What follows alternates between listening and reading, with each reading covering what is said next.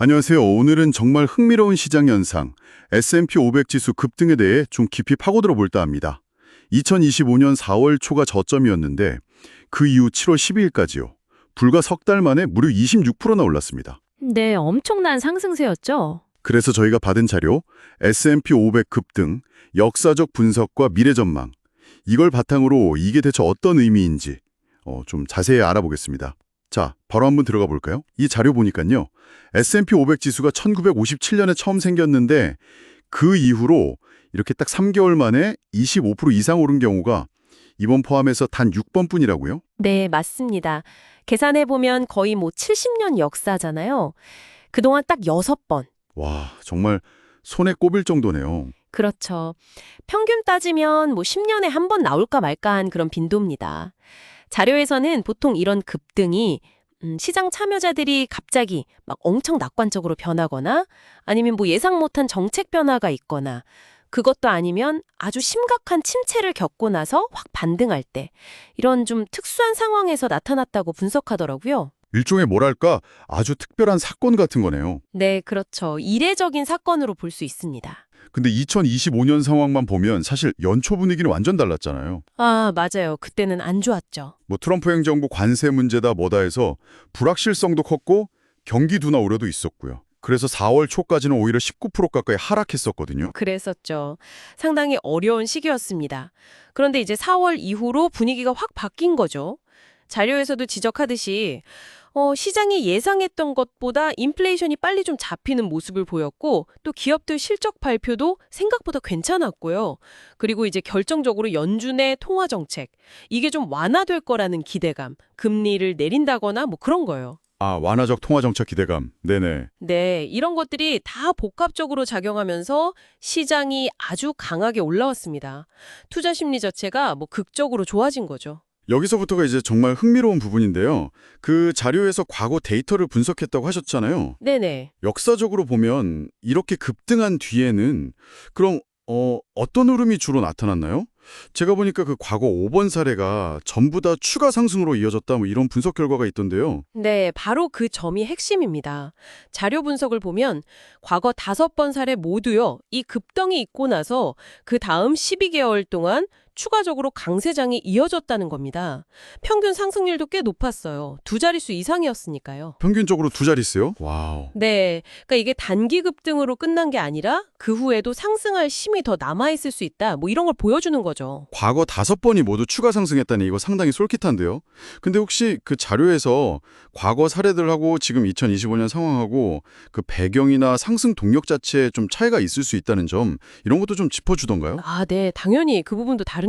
예를 들면 과거의 어떤 급등은 그 당시 막 시작되던 기술 혁신 이런 거랑 맞물렸을 수도 있는데 지금과는 또 다를 수 있잖아요. 아주 예리한 지적이십니다.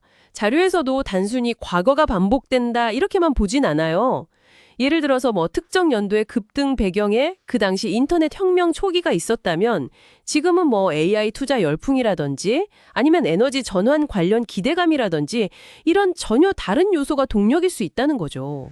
아, 동력 자체가 다를 수 있다. 네. 그래서 과거 데이터는 분명 강력한 참고 자료는 맞지만 이게 미래를 보장하는 결정적인 예측 변수다 이렇게 보긴 어렵습니다. 다만 그럼에도 불구하고 자료가 강조하는 공통점이 있어요. 뭐냐면 과거 사례들을 보면 이런 극심한 하락 후에 나타난 강한 반등은 종종 시장의 어떤 구조적인 변화나 아니면 펀더멘탈 개선의 시작을 알리는 신호탄 역할을 했다는 겁니다. 그리고 그게 중장기적인 상승 동력으로 이어지는 경우가 많았다는 점을 지적하고 있죠. 아, 구조적 변화나 펀더멘탈 개선의 신호탄일 수 있다. 그럼 이 모든 분석이 우리에게 시사하는 바는 뭘까요? 이 정보를 우리가 어떻게 받아들이고 활용해야 할까요? 결국 이 분석은요. 단기적으로 시장이 좀 흔들릴 때 거기에 너무 이렇게 휘둘리기보다는 좀 길게 보고 투자 전략을 유지하는 것이 적어도 과거 경험상으로는 더 유리했을 수 있다는 점을 보여주는 것 같습니다. 자료의 맥락을 쭉 따라가 보면 이렇게 급등했다고 해서 섣불리 이제 다 올랐다 하고 시장을 떠나기보다는 좀 더 인내심을 갖는 편이 중요했다 이런 이야기죠. 인내심이 중요했다? 네. 하지만 이건 꼭 명심하셔야 하는데요. 이 분석 자체가 개인의 투자 결정을 대신해 줄 수는 없습니다, 당연히. 여러분 각자의 어떤 위험 감수 수준이라든지 장기적인 재무 목표, 그리고 지금 시장 상황에 대한 면밀한 분석, 이런 걸 다 종합해서 신중하게 판단하셔야 합니다. 네, 그렇죠. 정리해보면 S&P 500 지수가 석 달 만에 25% 이상 급등한 건 역사적으로 볼 때 정말 드문, 아주 강력한 신호인 건 맞다. 그리고 과거 사례를 보면 예외 없이 추가 상승으로 이어졌다는 점도 상당히 흥미롭고요. 네. 하지만 동시에 과거 패턴이 미래를 그대로 보장하는 건 절대 아니고 지금 우리가 처한 상황에 고유한 변수들을 반드시 고려해야 한다. 이런 말씀이시네요. 정확합니다. 잠재적으로는 굉장히 의미 있는 시장 신호로 해석할 여지가 있지만 그렇다고 해서 섣부른 낙관론에 빠지기보다는 신중한 접근이 필요하다는 거죠. 결국엔 장기적인 시각을 유지하고 분산 투자 원칙 지키고 또 위험 관리하는 거, 이런 기본이 여전히 중요하다는 말씀입니다. 네, 알겠습니다. 자, 마지막으로 저희 청취자 여러분께 생각해 볼 만한 질문을 하나 던져드리면서 마무리할까 하는데요. 자료에서도 언급됐듯이 이런 이례적인 급등이 종종 2025년 초하락처럼 큰 시장 스트레스나 어떤 변화 이후에 나타났다고 했잖아요. 네, 그랬죠. 그렇다면 혹시 지금 우리가 보고 있는 이 급등이 단순히 인플레이션이 좀 완화됐다거나 기업 실적이 괜찮다거나 하는 이런 표면적인 요인들 말고요.